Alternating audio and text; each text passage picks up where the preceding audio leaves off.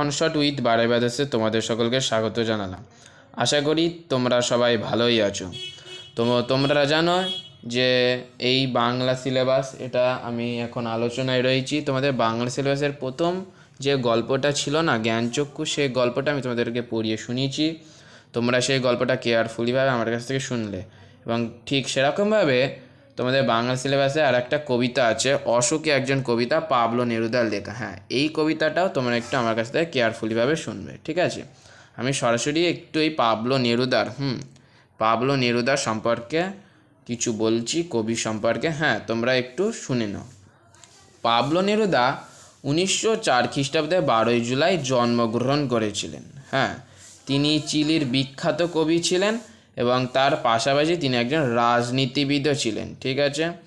তার ছদ্মনাম ছিল এই পাবলো নেরুদা। তার আসল নাম হলো নেফতালি রিকার্দো রেস বাসোয়ালতো, ঠিক আছে? আর এই যে বললাম না, পাবলো নেরুদা একজন চিলির কবি ছিলেন। আর এই কবিতাটাকে, পাবলো নেরুদার এই কবিতা অশোকে একজন, এটাকে বাংলায় তর্জমা করেছিলেন নবারুল ভট্টাচার্য, ঠিক আছে?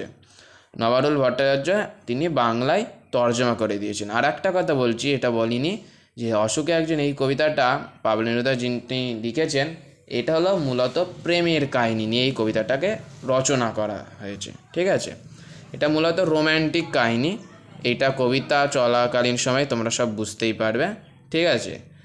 আর তাছাড়া আমি আরেকটু বলে দিচ্ছি পাবলো নেরুদা সম্পর্কে। 1950 খ্রিস্টাব্দে নেরুদা, মানে পাবলো নেরুদা, আন্তর্জাতিক শান্তি পুরস্কার পান। এছাড়া 1971 খ্রিস্টাব্দে তিনি সাহিত্যের জন্য নোবেল পুরস্কারও পেয়েছিলেন। তিনি বিভিন্ন গ্রন্থ লিখেছিলেন, যেমন the yellow heart, worlds end, still another day ইত্যাদি।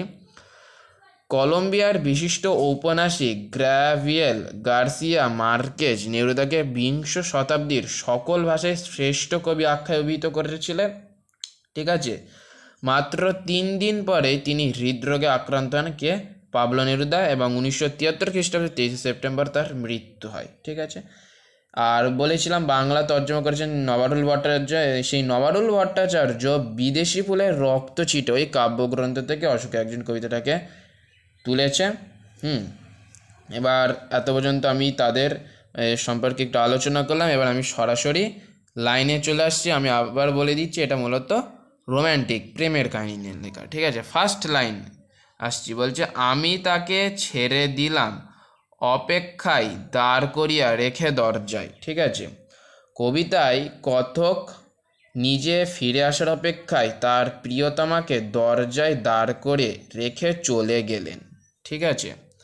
এই দুটো লাইনে আশা করি কোনো সমস্যা নেই। তারপরের লাইনে বলছে, আমি চলে গেলাম দূর দূরে, ঠিক আছে?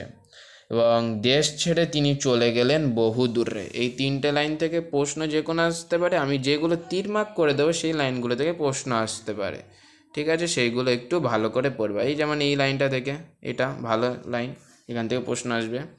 আমি তার পরের লাইনে চলে যাচ্ছি, বলছে, সে জানতো না আমি আর কখনোই ফিরে আসবো না। অর্থাৎ কথক যে আর কখনোই দেশে ফিরে আসবে না, তা তার অপেক্ষারত প্রিয়তমা জানতেন না, ঠিক আছে? ভালো লাইন। এবং তারপরে যে লাইনটা বলছে, একটা কুকুর চলে গেল, হেঁটে গেল গির্জার এক নান, একটা সপ্তাহ আর একটা বছরও কেটে গেল।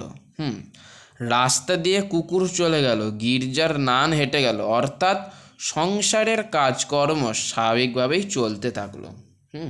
এবং কেটে গেল সপ্তাহ, বছর, অনেকটা সময়, ঠিক আছে? এই দুটো লাইন খুব ইম্পর্টেন্ট লাইন। এই দুটো লাইন থেকে প্রশ্ন আসবে যে কথক চলে যাওয়ার পর তার রাস্তা দিয়ে কে কে হেঁটে গেল? একটা কুকুর হেঁটে গেল এবং গির্জার এক নান হেঁটে গেল। এবং তার চলে যাওয়ার পর সপ্তাহ আস্তে আস্তে ধীরে ধীরে বছর পরিণত হলো, অনেকটা সময় পেরিয়ে গেল, ঠিক আছে? কিন্তু সেই মেয়েটি এখনও তার প্রতীক্ষায় রয়ে আছে। তার পরের লাইনটা বলছে, বৃষ্টিতে ধুয়ে দিল আমার পায়ের দাগ, ঘাস জন্মালো রাস্তায়। এবার বৃষ্টির জলে ধুয়ে গেল কথকের পায়ের দাগ, সেখানে ঘাস জন্মালো।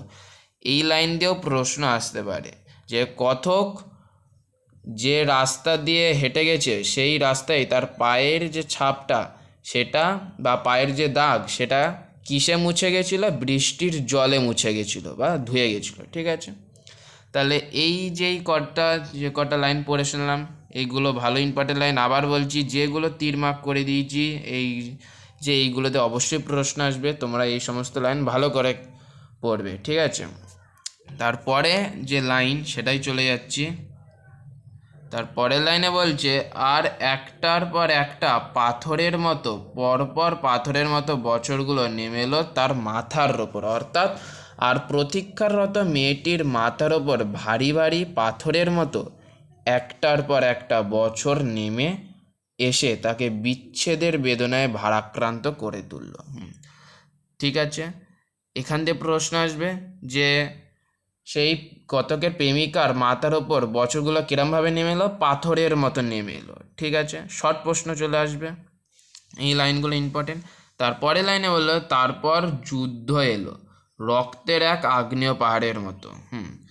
এরপরে একবার যুদ্ধ এলো আগ্নেয় পাহাড়ের মতো, যে আগ্নেয় পাহাড়ের মধ্যে থেকে যেরকম চারিদিকে লাভা ছড়িয়ে পড়ে, ঠিক সেরকমই এবার আগ্নেয় পাহাড়ের মধ্যে থেকে রক্ত চারিদিকে ছড়িয়ে পড়ছে। ঠিক আছে, শিশু আর বাড়ি খুন হলো, কিন্তু সেই মেয়েটির আর মৃত্যু হলো না। হ্যাঁ, এবার শিশু বাড়ির খুন হয়েছে, কিন্তু সেই মেয়েটি অর্থাৎ কতকে সেই প্রেমিকার এখনও মৃত্যু হয়নি, সে এখনও বসে রয়েছে কতকের ফিরে আসার অপেক্ষায়। ঠিক আছে, এখানে এই যে চারটে লাইনে বললো, এইখান থেকেও প্রশ্ন আসবে। যেমন এই লাইনটা দিয়ে প্রশ্ন আসবে যে রক্ত কিসের মতো ছড়িয়ে পড়লো? আগ্নেয় পাহাড়ের মতো ছড়িয়ে পড়লো, এরকম।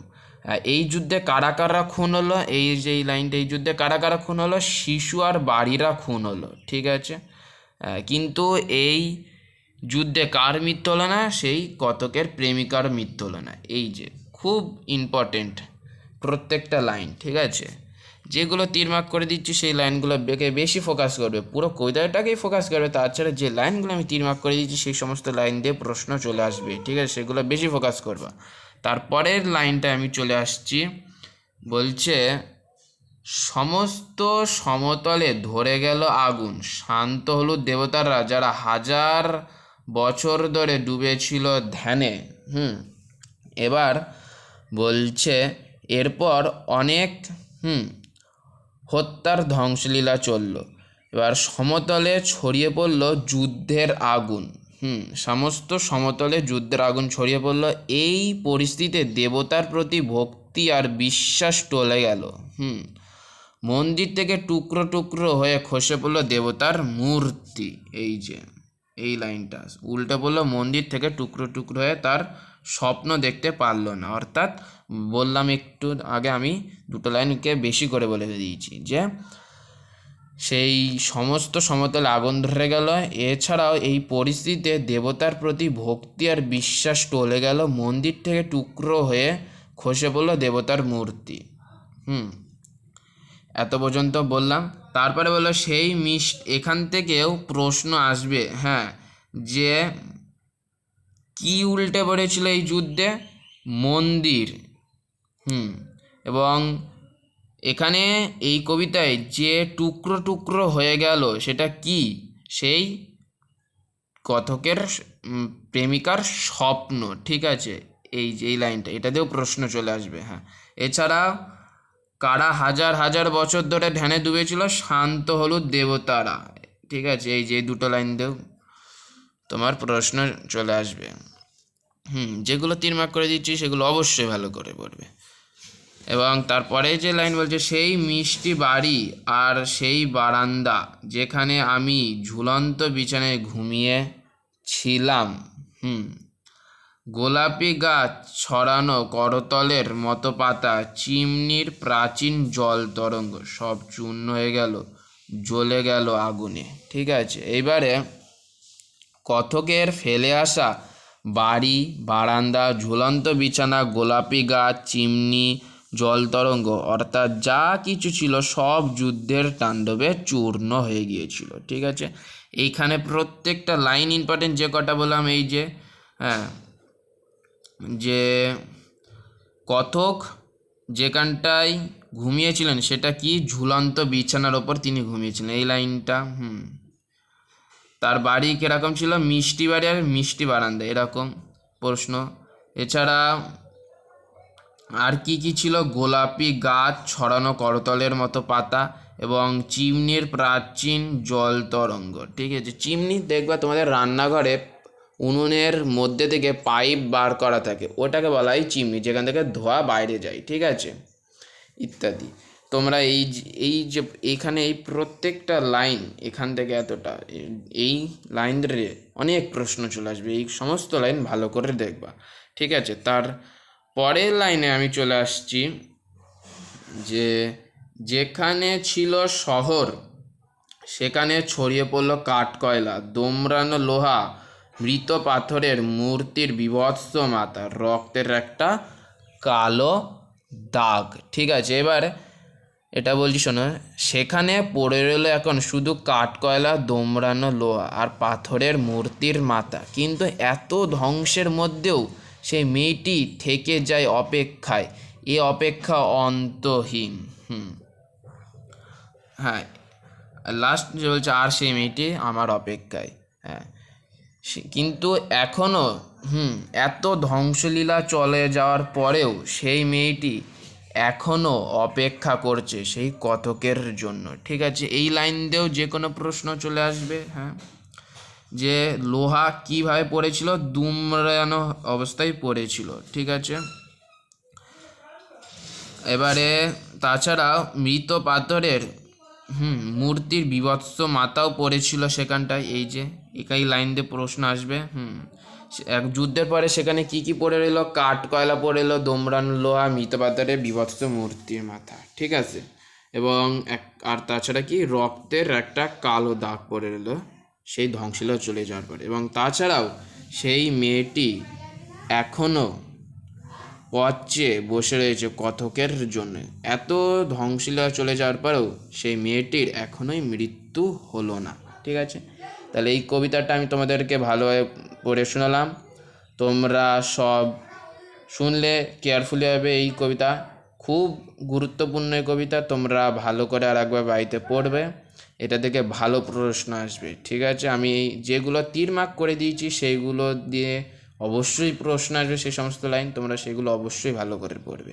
ঠিক আছে, আর যদি ভাল লাগে আমার এই ভিডিওটাকে, তাহলে তোমরা এই চ্যানেলটাকে মানে এই ওয়ান শট উইথ বারাই ব্রাদার্স এই চ্যানেলটাকে অবশ্যই সাবস্ক্রাইব করে পাশে থাকা বেল আইকন বাটনকে প্রেস করে দেবে। ঠিক আছে, টাটা, বাই বাই।